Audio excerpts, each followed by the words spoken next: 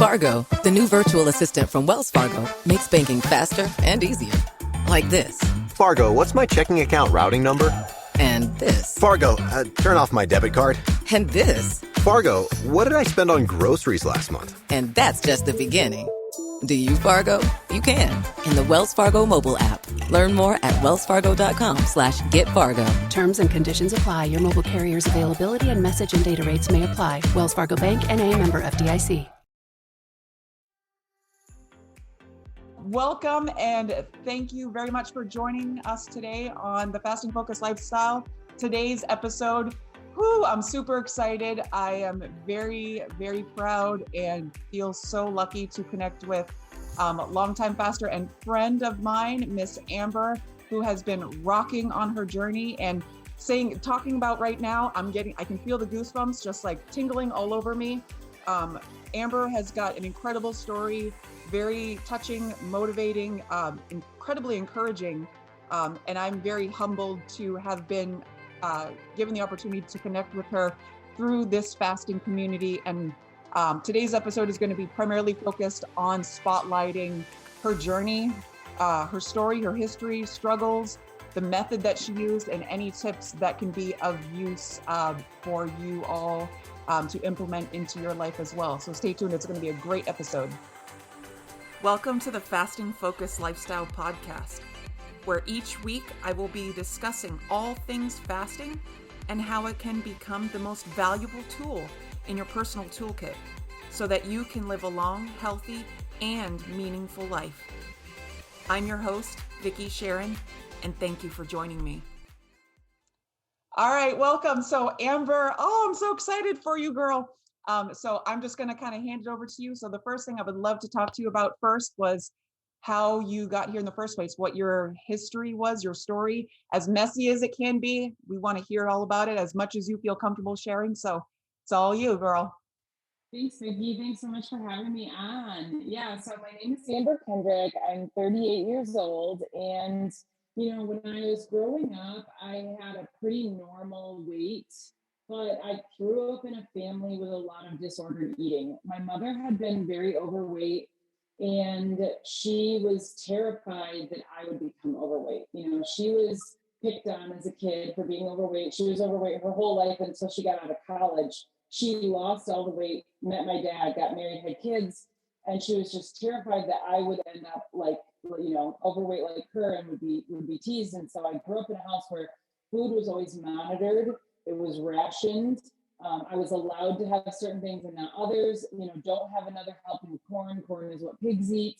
Don't go to the house wearing this shirt. That shirt makes your arms look fat. You need to wear shirts that are looser on you, that sort of thing. So although I was a pretty healthy weight for my entire childhood, food was a big deal in my household. And then when I went away to college, a couple of things happened. One is I had unrestricted access to food. I could go to the cafeteria and have ice cream for breakfast, which is always a dream of mine as a child, and also, when my very first week in college, actually, I was sexually assaulted. I was raped.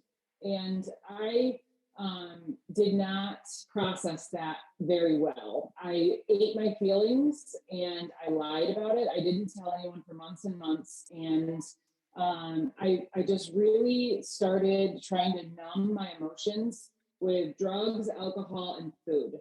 Anything that could give me a rush, and sugar was one of them. It wasn't the only one, but it was one of the things I did. Was I tried to numb out with eating my feelings. And I put on a lot of weight really quickly. I went into college probably a size 12, 14. I came out like a size 24, but I put on most of that weight in like that first year.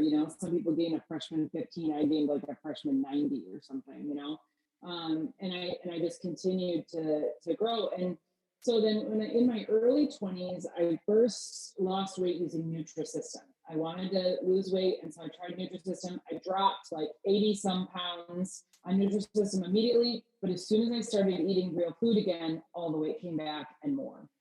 So then later on in my 20s, at a size 28, I decided to lose weight again. And this time I did it through calorie counting, exercise, calories in, calories out. And I was a vegetarian. I was a vegetarian for 17 years. And so I did lose the weight. I lost over 100 pounds. I got into about a size 16 that time. And I just had to work out more and more and eat less and less. And I got to a point where I was eating like 1,100, 1,200 calories a day, doing 2 hours a day of exercise, running and CrossFit and, this and that. And it just wasn't sustainable, right? And I met my husband, and all of a sudden I started going out to eat and having fun. And there was no way I was going to keep to that diet, and I didn't. And once again, I gained back all the weight and then some. And so that was when I was just turned 30, basically, is when I regained the weight. And I tried multiple times to lose the weight again, but each time I just couldn't understand why I couldn't do it this time. I lost weight twice before, and this time around it was totally different. I would cut calories, I'd lose a couple pounds, and I'd plateau. And it is so incredibly frustrating to weigh over 350 pounds and be counting every calorie and exercising and not losing weight. I mean, it just didn't make any sense. And eventually I finally made a doctor's appointment. So, one thing that happened in 2018, I quit drinking, and I thought, well, now I'll lose the weight because now there's no hangover breakfast. Now there's no late night pizza. Now I don't have all these whiskey calories. But it didn't happen. I lost like 20 pounds. And again, I plateaued at like 370 some pounds. And then again with the calorie counting, and over like 7 months, I chipped away and lost a little bit here, a little bit there, but I was miserable and I was hungry all the time. And I was trying so hard to eat healthy. I'd go to the farmer's market, I'd get, all kinds of vegetables and sweet potatoes and cut them all up and bake them, roast them on a sheet pan and eat these big, bowls of vegetables and these big salads. And I still couldn't lose weight. And I just couldn't understand it. So I finally made a doctor's appointment, and I was diagnosed with type 2 diabetes, stage 3 chronic kidney disease, metabolic syndrome, and PCOS. And, at the time, it was incredibly overwhelming. And the doctors were really not of very much help to me. They told me to eat a Mediterranean diet. Well, I already ate a Mediterranean diet. That's what I was doing. That's what got me here somehow, And so I read Dr. Bernstein's book, The Diabetes Solution, and I started eating to my meter. So I would test my blood sugar at first bite, in an hour after first bite, and in 2 hours after first bite. And I would keep track of exactly what I ate and what that did to my blood sugar so that I could eat more of the foods that kept me low and eat less or eliminate the foods that spiked me. And immediately I started losing weight. Well, the truth was I was never going to lose weight when my blood was full of sugar and when my insulin was unable to process that, So that was a huge step for me. Then I read Dr. Fung's book, The Obesity Code. Yep. And that was a life changer as well. And I cried so hard when I read that book because it was like he was telling my story. He knew, you know, and man, I just couldn't believe the difference in how the weight just started falling off of me once I cut out the carbs and once I started eating to my meter. And I spent almost 6 weeks doing keto before I started fasting. I was still vegetarian at the time, so I was doing vegetarian keto, a lot of eggs, a lot of nuts, seeds, low carb vegetables. And I started eating that way, and I was still so hungry all the time. I was so hungry all the time, and I was pretty miserable in between meals when I would want to eat. But I rationed it out, and I would do like 3 meals and 3 snacks a day when I first started. Well, one day I woke up and it was like I wasn't hungry that day. And I was like, wow, this is new. Like, I'm not hungry. And so I read, that not to eat if you're not hungry from Dr. Fung. So I didn't eat until like 11 something a.m. that day. That never happens. I get up at like 5 o'clock in the morning. I always hungry by 6, And that day it was just like a light switch had flipped. And I believe it's because I became fat adapted at that point. Yep. Because all of a sudden my body was like, okay, I can run on fat for fuel, Yep. So it took me like 5 or 6 weeks to feel that way. A lot of people, it goes sooner, but for me, it took longer. Yep. And then again, the weight was just falling off of me. And I went, my weight was 336 at the beginning of May of 2019. And the beginning of July that year, it was 302. Wow. September that year, it was 278. What? The beginning of November, 253. Wow. By January, 235. And I did hit a little bit of a plateau in the like 240s, 230s, like where I stopped losing. Yep. And that's when I switched to ADF. So before that, I had just done like 16-8 and 18-6. And then occasionally I'd throw in a longer fast. And on Wednesdays, I would often see how long I could go before I could eat. And sometimes that turned into a 24-hour fast or even a 36-hour fast. But the majority of the whole like first 10 months, you know, it was all just like 16-8, you know. I lost an 18-6 and then an occasional longer fast. So then I started ADF, alternate day fasting. And it was so hard the first time I tried it. I thought, these people are nuts. I'll never be able to do this. I'm never going to be able to eat every other day. This is insanity, you know?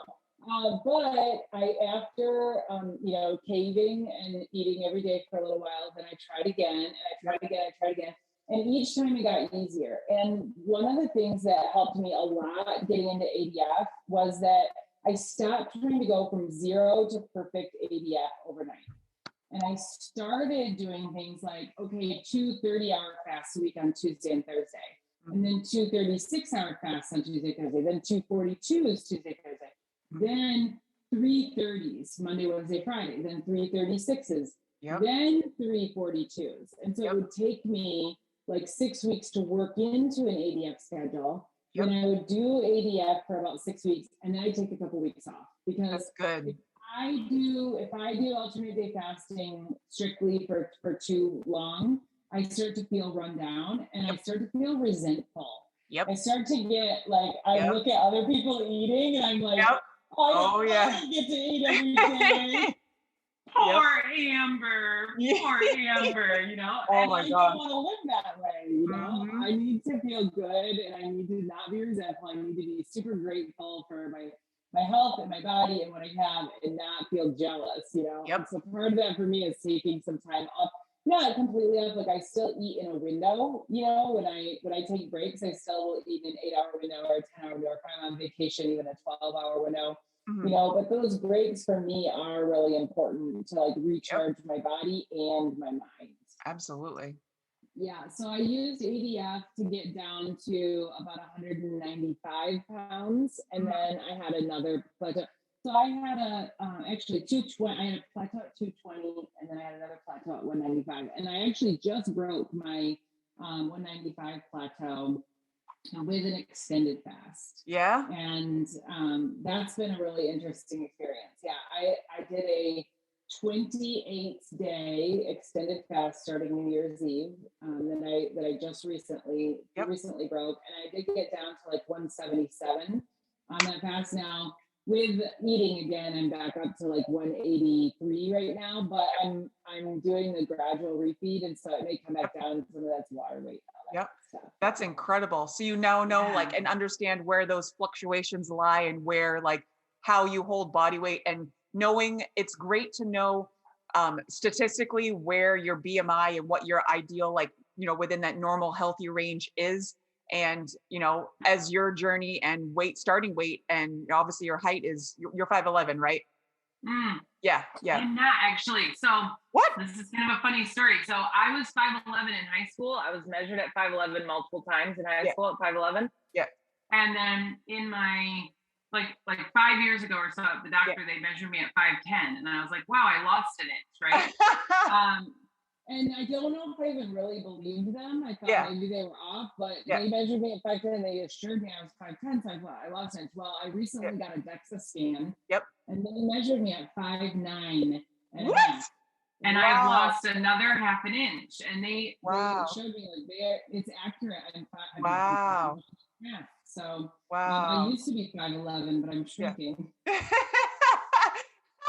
I would love to shrink in height. That would be fantastic, because I've always been the tall girl. But like the way that, you know, us tall girls, the way that we carry our weight is a little bit different. And mine has always predominantly been in my hips and thighs. Yes, I had that giant spare tire around my midsection, but the way that you were describing like that gradual transition and how it comes off in waves, and how we kind of think that like it's got to come off a certain way or attach that thought process that it has to be this certain way, and when it doesn't meet our expectations, then as you were saying, like we have those feelings of like resentment, or oh, this is not going right, this is not like having the mindful awareness of where that healthy range lies, but also like how you were saying, that compassionate understanding and gratitude for ourselves in this journey, to know that our journey obviously is going to be unique compared to anybody else. And side note, we should never compare our journeys to anybody else. Comparison is a thief of joy. But understanding where normal and healthy is for us, and how the fluctuation, it's fluid. Like it doesn't need to be hard, fast, and stay in this number and this metric, because these beautiful bodies that we live in just have these periods of fluctuations where we should allow these moments of celebration, these celebrations and events when they come up, and to be okay with these fluctuations. And they're beautiful, and that's part of this beautiful human experience that we've got. For sure. And I've definitely gotten a different perspective on my plateaus in that regard as well, because the first time I plateaued, I was so frustrated. Mm-hmm. You know, I spent 7 months basically within the same couple of pounds, and I was trying so hard to lose. And I kept getting really forward thinking, which is trouble for me. I need to stay in today. I need to stay in the now. And when I start projecting forward, I'm just telling myself stories, you know, but I would think, if this is what I have to do to maintain, how am I going to live the rest of my life? What am I going to do, you know? And I was in this plateau, and I was trying so hard to lose, and I couldn't lose it. I felt like I wasn't making any progress at all. And this was during, you know, the COVID lockdowns, basically. And I love yoga. I go to a lot of yoga classes, but before COVID, I had been really proud of being able to like do some headstands. And that was so fun for me to like do things like that I never would have dared to do when I was heavier. Well, then during COVID lockdown, I didn't really do any headstands at all while I'm like on my own practicing via Zoom, you know? So I finally got back into the studio, and one of the first classes I had done when we were back in the studio, there was a headstand.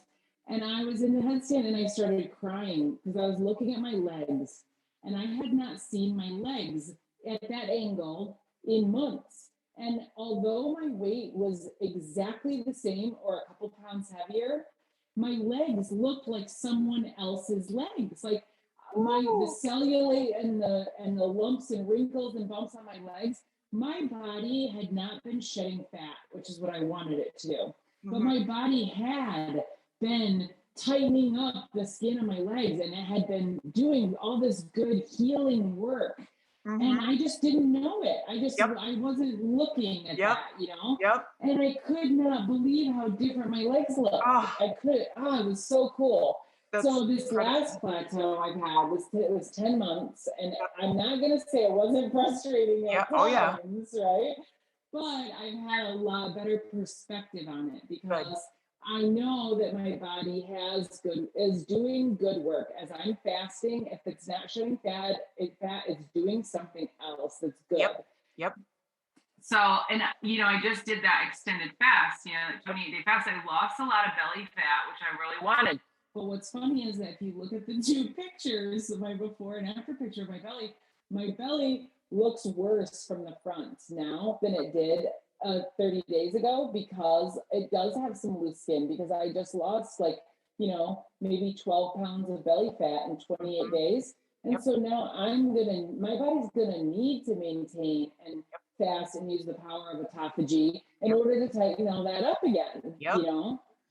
That's incredible. The way that you were describing seeing and experiencing your legs reminds me of a moment that I had. And I felt like when you were describing that, I was right there in that same moment, looking down at one of the first times that as an adult, like ever since I was like 16 or so years old, the way that you were describing that gradual progression in a higher weight through adolescence, through the traumatic emotional eating, I just had such a disdain towards my legs. And that was a huge sore spot for me.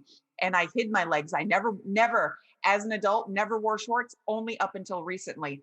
And you talking about seeing your legs in that perspective. I one evening was sitting at my couch, kids were asleep, and I was just by myself, and I was just watching something on TV, and I was sitting, and I was wearing some kind of like workout pants, but like they were kind of leisurely so I could pull them up. And I saw the angles of my knees, and my knees have always been a sore spot because my late husband once joked about my knee size and called them Yeti knees. And of course, what other people say, we hold on to, and that feeds that emotional eating. Well, I'm looking down at my knees, and just what you described, seeing them from a different point of view.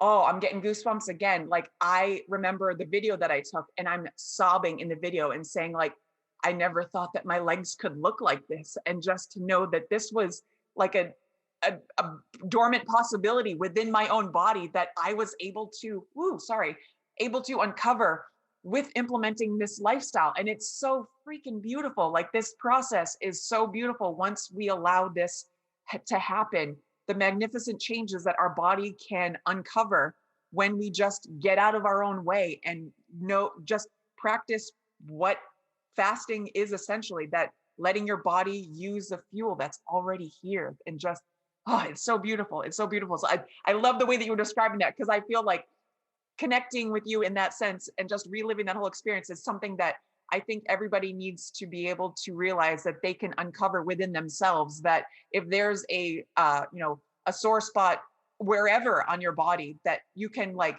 there's that image of the lady and guy chipping away their exterior body, that you can achieve that with fasting, and how transformative that can be. But it's how important we need to be aware and to express that gratitude for our beautiful body's ability to do that throughout this process. It's beautiful. It gets me in the feels every time. Yeah, every time. For sure. And it's not just weight either, like I was diagnosed with stage 3 chronic kidney disease back in April of 2019. And they said, we need to get you into a specialist, but there's a waiting list, And so the appointment with the specialist wasn't until late August. Well, by the time I got to the specialist, there was no sign of chronic kidney disease. What? What? Oh my gosh. So they're like, okay, we don't need this appointment at all anymore. Yeah, they're like, well, your labs, it must have been a false positive, because there's no way that you could have turned this around like this, And you're like, but yes, there was. Yeah, there was. Yeah. That is so awesome. Oh my gosh. Yeah.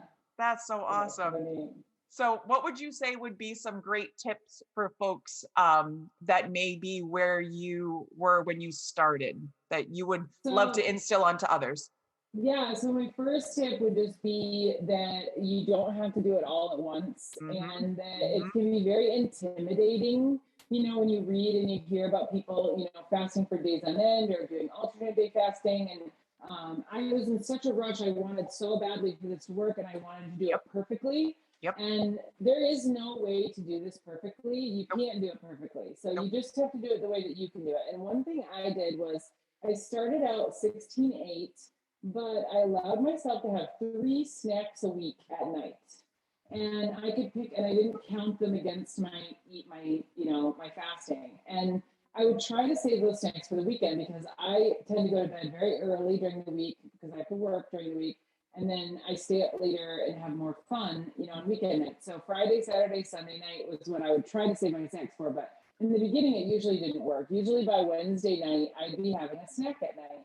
And sometimes I'd blow my snacks like Tuesday, Wednesday, Thursday, and then I have no weekend snacks at all, But, so after, a few weeks of that, I started learning how to tell myself, you know what, this snack isn't worth it right now. I'm going to have this on Saturday night. On Saturday night, I'm going to have a snack.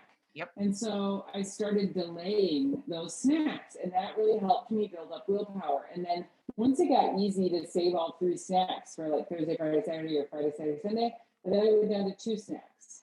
And then once that got easy, then 1 snack per week. And now I never snack. Very occasionally, like on vacation, I will snack.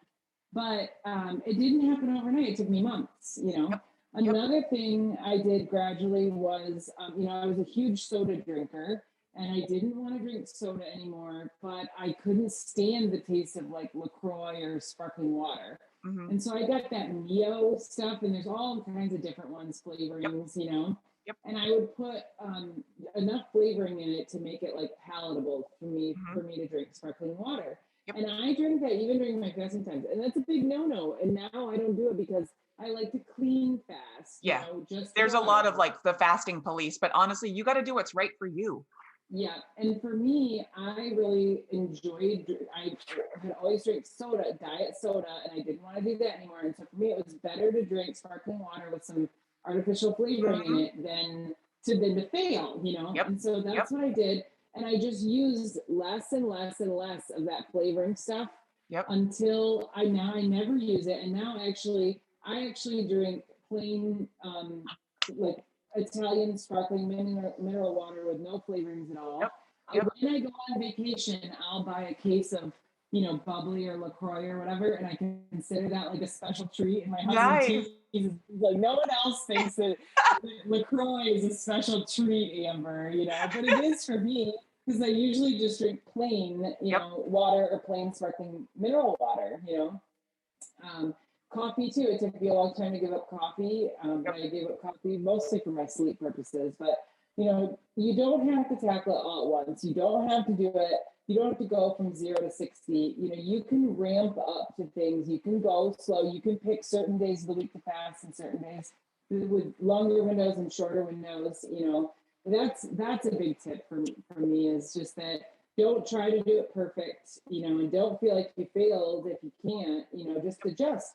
So every Saturday I meal plan, and that is a huge key to my success because I am just a person that if I have to make 100 good decisions in a row, eventually I'm going to break down. I'm going to start making bad decisions. But if I make one decision at the beginning of the week of what I'm going to eat, and then I just follow the plan, I can do that, right? So instead of having to make decision after decision after decision about what to eat the right thing, ooh, am I going to be naughty or am I going to be good? No. On Saturday, I plan out my meals for the week, and then I stick to the plan. And with the exception of like, if I have burgers for dinner tonight and steaks tomorrow night, and it's steaks sound good tonight, I might switch Tuesday and Wednesday's meals around or something, But I follow the plan, and if I'm still hungry after my planned meals, I'm allowed to eat as many scrambled eggs as I want. That's good. Because I like scrambled eggs. They're filling, they're nutritious, they don't have very many carbs, and I don't binge on them. You only binge on eggs a couple times before you're like, gross, I'm not interested in this anymore, And so I think you can pick any food. I started out with dill pickles as my like excess food was like, okay, I can eat as many pickles as I want. Because that's a food you really cannot eat that many pickles before you just feel like you're turning into a pickle, Yeah. But I switched partway through to eggs because they're filling, If you have like 2 scrambled eggs after you had a meal, like you generally don't want anything for a long time. That satiety effect that can happen when you have a good amount of fats, of dietary fats, whether plant-based, animal-based and stuff, like it's incredibly satisfying and can have that minimal. When you look at those insulin spike charts of the way that our body responds and reacts with insulin spikes with protein, even protein, as well as obviously carbohydrates are going to have a tremendous spike, and how minimal that spike is with a dietary fat. But the biggest sell on that is how long, and it's a long, slow burn, and just that satiety effect stays and lingers around, and how much we can use that to our benefit. So it's incredible. It's incredible. So you're right on, spot on. Yeah, and then I don't feel deprived either. Like I don't want to feel deprived. Every diet I've ever been on, I felt deprived. I felt, resentful. I felt like I wasn't getting what I needed. And this way of life, it's a totally different ballgame because I never have to feel deprived. I can eat until I'm full. And that is awesome. That's incredible.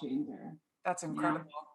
Yeah, and I've actually tracked because I'm such a tracker. And I think I've shared my spreadsheets with you before, and I'd be happy to share my spreadsheets with you. Actually, yeah, I was just gonna say to share your metrics, your starting point, your total loss, and like time and everything. That's a great segue. You read my mind. Yeah, so I mean, I don't actually know my total loss because I didn't have a scale that went up that high. Okay. But I know that I was 353 pounds when I was in the doctor's office in like February of 2019. Mhm. When I started fasting in May of 2019, I was 336 pounds. Okay. And this morning, like I said, I weighed in at 180. What was it? Oh boy, I've forgotten already. 183 I weighed in today. The lowest weight I was on my extended fast was 177, but today I weighed in at 183. Yep. So, over 170 pounds. That's incredible. Since March of 2019, over 200 pounds easily, because Yep. I had been losing weight. I had been losing weight before then, just not with keto and fasting. Yep. That's incredible. Yeah. Girl, Yeah, that is but incredible. like I said, I'm a tracker. I keep track of everything. I've been planning my meals out since 2019. And so one of the really interesting things is that I do track all the food. I track my average calories, even though I'm not that concerned with calories. Yep. I don't You like to see the data points and the trend. Calories out. Right. So yeah, right. I like to see the data points. And the really cool thing, I think, is that basically I eat as much and more food now at 183 pounds as I did when I weighed 400 pounds. Mm-hmm. Yeah, that's wild. That's wild. It is. But it's a completely change of the behavior, the habits, and just the overall lifestyle of the way that it's approached now is incredible. Yeah. Another tip I would have for people getting into fasting would be to not overfast. Yep. And this is a mistake I've made twice, and it took me months to claw my way back from. Yep. Fasting can be a little bit addicting. You feel so good, and you see the weight coming off, and you're like, yeah, I'm just gonna fast and fast and fast. And what happens for me personally when I overfast is I start to feel run down. Mm-hmm. I start to lose hair. My fingernails don't grow, and I become a bitch. Mm-hmm. I just get really bitchy and Yep. irritable and discontent, and there are physical and mental signs for me when I'm not eating enough and when I'm fasting too much, because my body needs food, it needs to eat. And it needs feast and it needs famine. It needs it absolutely. Do I want to fast? Yes. But if I fast too much, I get run down. And then what happens is everything I eat, I put so much weight on. Yep. It's that balance. We have to, if we tilt too far in one direction, the body has to compensate by going super hard in the other direction to get back to that homeostatic balance. You're totally right. Yep. Yeah. How did you, I know we talked about it previously in your story and stuff, but the way that you overcame plateaus, and I think you've kind of probably heard through extension down the pipeline of how my mindset has shifted from hating and, having such disdain towards, oh my God, the plateau. And now I love when I hear about folks in a plateau, because to me, the way that I see it is completely different than I did initially. So do you want to elaborate on that for a little bit? Yeah, I love that. I have heard you speak on that, and I love it. And my, view on plateaus has definitely changed. I don't know that I love it as much as you do, because I still have body fat I would like to get rid of. Yep. But I am down to the last probably 20 pounds now, and that's always going to be harder, But so one of the plateaus I did break with ADF. And that actually, I guess what I thought was my first plateau, I don't know that it was really a plateau, because it was more 4 weeks. I believe they say it's got to be 6 weeks is a true plateau. Yep. But the first time I stalled on my weight for 4 weeks, I broke it with ADF really easily. Yep. The second time I was in a 6-month plateau, and I did end up breaking it with modified ADF. It was during COVID. And it was really difficult for me to fast while I was working from home right next to my kitchen. Mm-hmm. So I was doing modified ADF where I would eat 500 calories on down days. Yep. And what's interesting is I had been doing that for some time, and the plateau was not breaking. Yep. And I tried traditional ADF, I tried modified ADF, I've done several extended fasts where I fasted for 5 days and I would lose weight and then all the weight would immediately come back. And again, that was, I believe, because I was over fasting. Yep. But when I actually broke the plateau, it was with modified EDF and I cut out nuts. And nuts have been, They are one, and nuts and seeds are one of the loves of my life. Yep. And yet they tend to really stall me and make me gain weight, even in small quantities. Yep. Whether it's almonds, pecans, almond flour, sunflower seeds, pumpkin seeds, I love them all. And they also, and I often, when I go on vacation, I'll still allow myself some. Oh, yeah. But I weigh them out. Like I'm going on vacation. I'm going to Hawaii next month. Yeah. And I have already bought some pepitas that I plan to like weigh out in Ziploc baggies and date the baggies and bring them with me, you know, but I love them so much. I want to enjoy them, but they test on me and make me gain weight. Yep. And I hate that because I love the food, but I just had to cut them out in order to break that plateau. Yep. That's incredible. And being aware to the level that you're at where we know what is going in, what our behaviors like, what our habits are like, and just, you know, bit by bit kind of figuring out, because we can figure out our own puzzle, like empowering and educating ourselves. We can figure out what is stalling us. And, you know, as I've said many times, my love of plateaus is just, it's a communication device. Your body is telling you what has worked up until then just needs to be tweaked and adjusted a little bit slightly to push through and break through that plateau, and that it's something to not be hated. It's just, like I said, a communication method with your body, and it can be beautiful. Because as you find out and learn about your body even more so, it makes you love and appreciate not just the process, but the actual physiology and the process that your body is going through on this journey. And it's just like more, you know, beautiful traits that you find out that you love about your body, of just like things you never knew, like getting to know yourself again. Like, this is crazy. And it can be awesome. It is neat. Yeah. I did 8 weeks without dairy, and I was kind of terrified that dairy might be what was the problem, but it wasn't. I introduced dairy just fine, and it was like a huge relief for me. I love cheese. I love sour cream, you know, and so that was definitely an exploratory thing where I was like, I just got to do it. I got to do 8 weeks without dairy and see what happens. And that one I was pleasantly surprised with. But that's awesome. Amber, this has been such a delight to talk to you today. Is there any other little bits of info that you wanted to share before we go ahead and wrap it up?